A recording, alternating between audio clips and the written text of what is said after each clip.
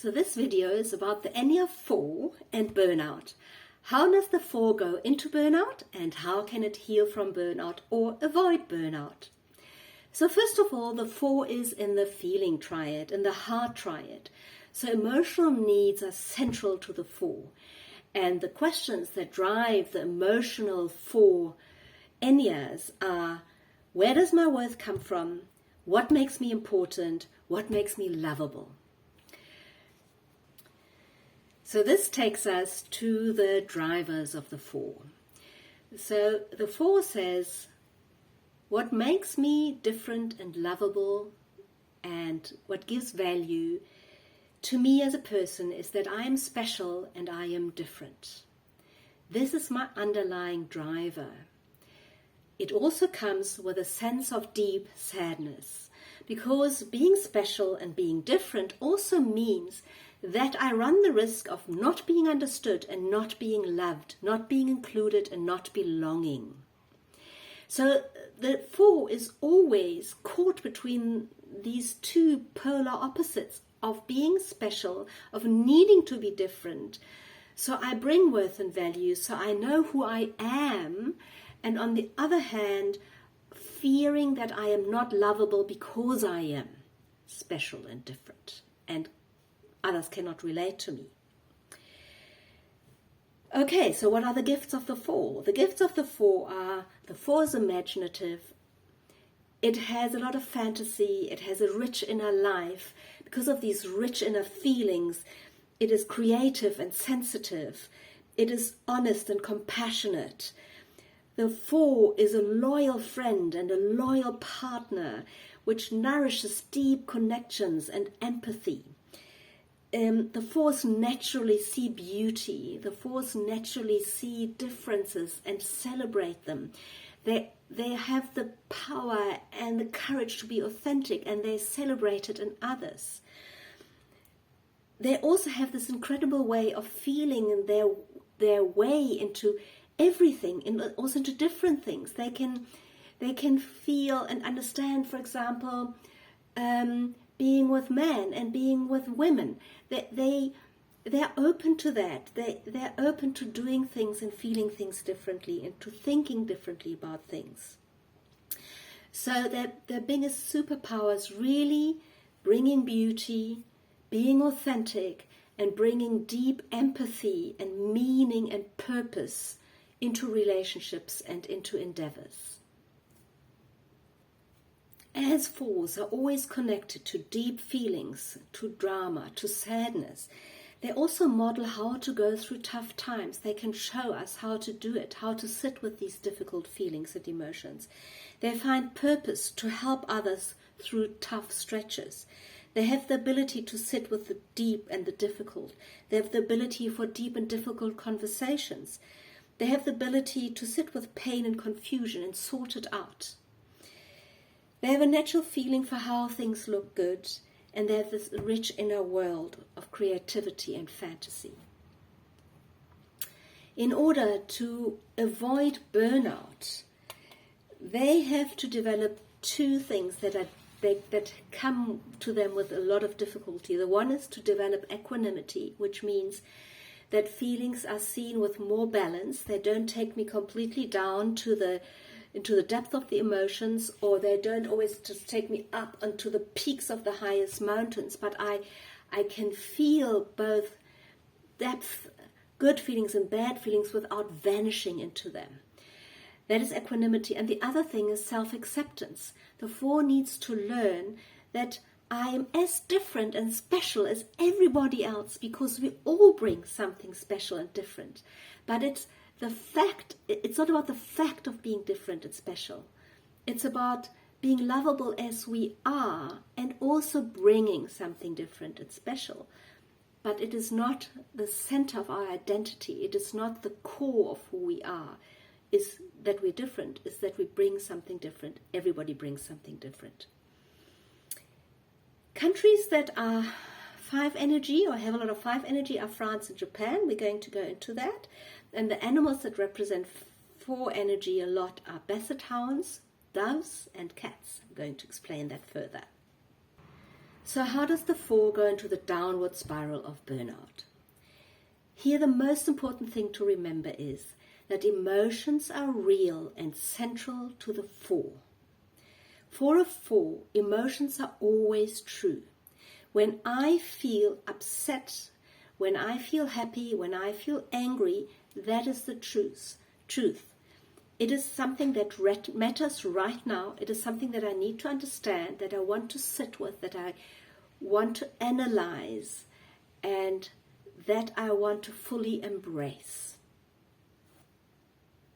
So the 4 is always caught between that emotional roller coaster of being up on the peak of happiness, and what gets a 4 there is often seeing beauty, seeing a deep connection, connecting with meaning, bringing purpose, and having these deep conversations, understanding emotions and understanding one another. That is something that really fires up a 4. What brings the 4 into the deep downward emotion, into the downward spiral, is that moodiness, that being exposed to my emotions, being powerless with my emotions running me. So there's a self-absorbedness that the 4 sometimes can't help. And there's a hopelessness also, because I'm not in charge. Things happen to me, feelings take over. That deep sadness, 4s really always feel connected to that sadness. So remember, what drives a 4 is that need to be special, but also that constant connection with 4 sadness, that 4 melancholy. The 4s often feel they're being treated unfairly, that they're being dealt a bad hand, that they've got a rough deal. So they can feel also a lot of self-pity. And the 4 also feels a lot of envy. So this is the kind of envy that says, I don't have the things that others have. To others, things come easily and naturally, but they don't come that way to me. I will never have these beautiful outfits. I will never have that beautiful home. I will never be such a gifted gardener. I will never have these deep relationships. I will never have the satisfying job that you have. It's seeing in others what I crave and feeling that I can never have it. That seeing in others what I want and feeling that I can't get it. It's that envy and seeing and feeling that others have something that I don't have and I cannot have it. The other thing is that somewhere deep down, and this is difficult to accept for 4s, is that drama energizes a 4. It tells the 4 that I am different. I'm experiencing all this drama and other people don't.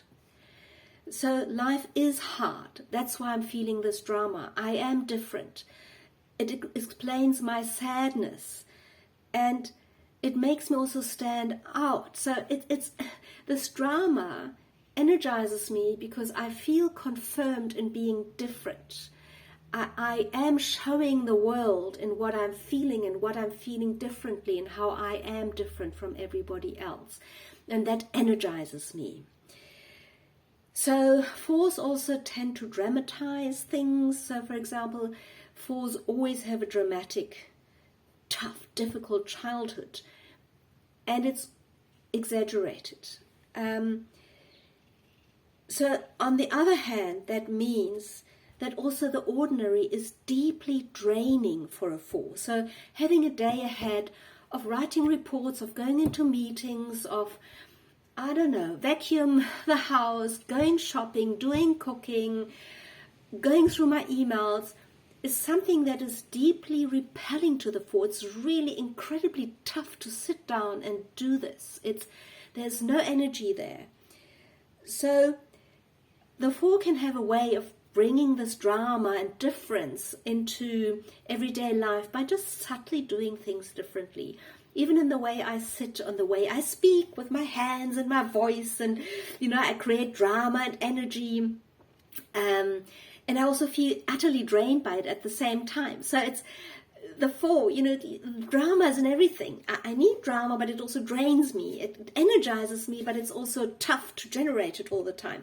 And I generate it often in unconscious ways. So in the way I dress, in the way I say things, in the way I sort of go against the grain in subtle ways. So, I don't know, I dye my hair pink, and I like to go shopping in my faux fur and high heels, and I don't know, I run the meeting in a certain quirky way, and my reports are always bringing this very special view and opinion, and I also like it when people have discussions about it, and they can see how I'm bringing this difference and this different opinion and this new energy to things.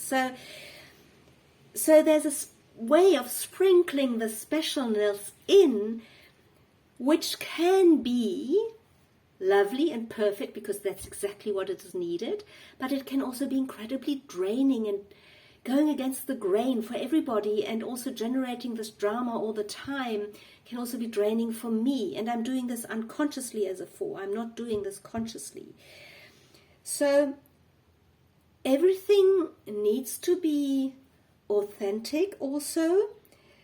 So for example, in the way I dress as a 4, I might have tried on 4 different outfits before I leave the house. I might have tried different shorts and different shoes and different ways, and then I walk into the office, I get a compliment and say, oh, well, this is what I found in my closet this morning.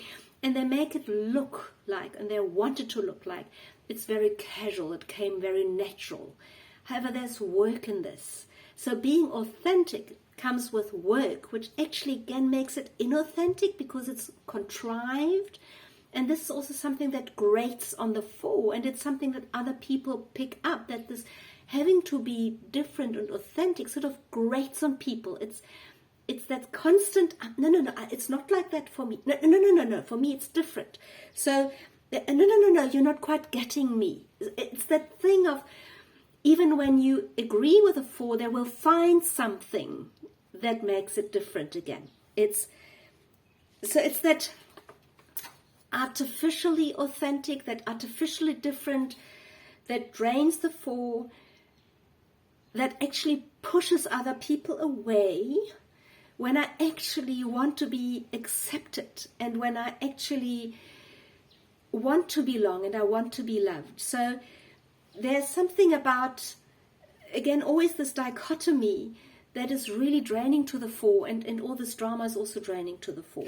So there's an addiction to being special, and there's addiction also to the pain that it brings, and there's an addiction in the way I constantly advertise in who I am and how I'm different in very subtle ways, sometimes just with the kind of mood that's coming with me, and sometimes with a whole lot of expression in how I dress and how I speak. So all of that drains me and drains people around me, and I push people away. So there's a lot of hard work in going into being special. So when the 4 drains and burns out and pushes more and more to be special, it feels that counter movement from the people around them that do not buy in and love them, but they're just okay. So it's that thing that either makes them more dramatic and more demonstrative in what they feel, or they become very withdrawn, and they also become very aware of this. So what happens is that the 4 can also become very self-punishing, speak very badly of itself. So, I'm trying to do all these things, but it's not working out, and I'm failing at this.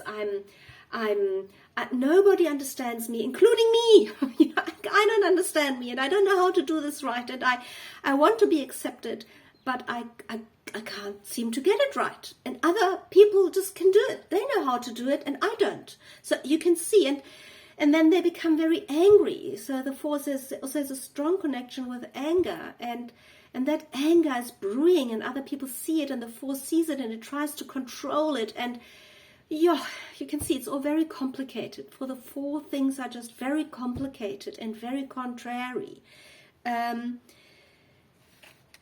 Okay, so you can see how this can go into a downward spiral.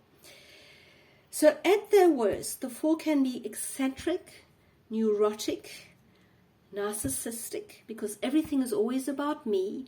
So I connect to you, I can feel with you, I can sit with you in the pain, but then I also talk about how much worse it is for me, and have you ever thought in how what I'm suffering from? So it's that, yeah, you can see it. It's always, everything is about me, and feedback is taken very personally. Everything is taken very personally, because on a level, when the 4 is in burnout, it actually craves pain in a sick way, craves drama, because that's what it's hoping it's saving it. But it's not. So again, like with all the other Enneas, the trick is to become conscious of this, to see this, and to then consciously choose another way. To consciously choose another way of acting, to disengage, because the downward spiral will never resolve itself. It will never give you what it seems to promise. You will never be special and need to show your specialness all the time and be loved. There's another way to do this. And this is what I'm going to explain now. So here are my 6 tips on how to leave that downward spiral and go into that upward spiral as a 4. So, first of all, as a 4, please remember that you need to feel your emotions, but you also need to know when to let them go. When they are heavy, when they are painful, when they cut you off from others, because they are so intense, and because you've been analyzing them, because you've been sitting with them, it might be time to let them go. And some feelings don't have deep meaning. They just pass through, and you can let them go. So not all of them need to be understood. So please know that you can let go a lot of the feelings. They don't need to be nourished and understood, all of them. The second tip is, how do you do this? You go into actions. You go into getting stuff done. I know that for a 4, doing ordinary things is deeply repellent, and it feels incredibly flat. How do I even start? So, take a step back. Be more objective and practical. Think about, what are we trying to do? What is actually happening? What are the goals? What is important here? What do I need to organize? Put together a to-do list. Go into your 3. Your 3 is so incredible at activating things, being practical, getting things done. And that's also your line into 1. Prioritizing, organizing, setting up a process, and getting it done. And the amazing thing is, I promise you, when you do this, that the heaviness of the feeling really dissipates. It's like you're taking that focus away from the feeling. You go into doing, you're getting things off your list, and it brings a lot of relief. It is real. Also, don't wait to be inspired. That can take a long time, and it will mean you will sit and wait for a very long time. Just start with what needs to be done, and you will be inspired to do the interesting, the other things, to find new solutions. Trust that you will be, and you will have that inspiration when you need it. And sometimes you just need to run with it when you get it, but don't wait for it. It doesn't work that way. So there's that trick of going into 5 as a 4, cooling down the feelings, becoming more fact-focused, and then going into 3, into that practicality, productivity, being assertive in a good way, being encouraging and charming, connecting with others, and bringing all your beautiful experience, or your deep thinking, or your purpose-driven actions into the world, and making them accessible to others, sharing them with others. So this is then tip 3. Become easier to be around. Keep a check on the drama queen in you. Keep a check on the mood that you are in. try and sort it out with me time, because me time is really what helps you sort through your feelings. Sit with those that you need to sit with, and then identify them when they need to be let go of. In my experience, feelings that come back are those that you need to understand, and the other feelings you just let go of. Write in your diary, speak to your friends that can connect with you on that level, but don't expect everybody to connect with you when you are in this dramatic space, when you feel misunderstood, when you feel the world is just not a place in which you can cope, in which you can ever be like everybody else. Also, be more easier to be around by explaining yourself more. Speak about your feelings, speak about them with honesty, but then also be prepared to let them go. Don't be so attached to them. State them, say what you need, be assertive around them, but don't do the drama thing of just leaving or just talking about how you misunderstood. So communicate your feelings and desire, and then don't need that attention on them. You are loved and understood if you don't push your difference and the intensity of your feelings. And you are a victim to them yourself. So learn to let them go. Learn to not take them so seriously. So here comes gift number 4, or tip number 4, because you have a gift for deep empathy. So learn to share it with others. You have a gift of sitting with others, feeling with others, connecting with others when they are in a rough space.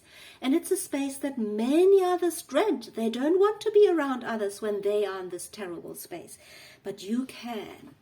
What you need to do is to suppress the urge of comparing those feelings with your own, making clear how you felt the two and how it was so much worse for you, and instead just sit with them, be empathic with them, and trust that they will know what to do next. Just acknowledge their feeling, be compassionate with them, let them work through it with your beautiful, understanding, empathic, warm presence. It's powerful. Just being there is powerful. You don't need to be more, you don't need to be more special, you don't need to do more than that. Tip number 5 is accept yourself. And with that I mean really accept that you are as different and as special as everybody else. Each of us brings something special, and that's the beauty of it. But don't identify with your specialness. Don't think that is the only thing that makes you worthy of love and worthy of acceptance.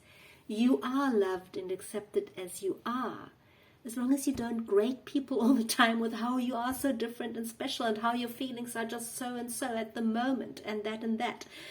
And I'm saying all of this with love. I've got such a strong 4 component. I really relate to this. Sometimes I think I'm more a 4 than a 6. So accept yourself as you are and celebrate also the differences, the specialness and the gifts in others. Celebrate authenticity in others. Welcome others as they are. That is something that you can give when you accept yourself for being who you are, as special and beautiful and gifted as everybody else. And the last tip is focus on gratitude. Instead of seeing what other people have and what seems to come so difficult to you, see what you have. Celebrate it. Be gratitude for the deep relationship that you do have. Celebrate the connections that you have. Celebrate the gifts you have. Celebrate the beautiful days that you experience. Celebrate the beauty that you see. Be grateful. Don't just feel it. Also act out of gratitude. Share yourself more. Become softer at the edges.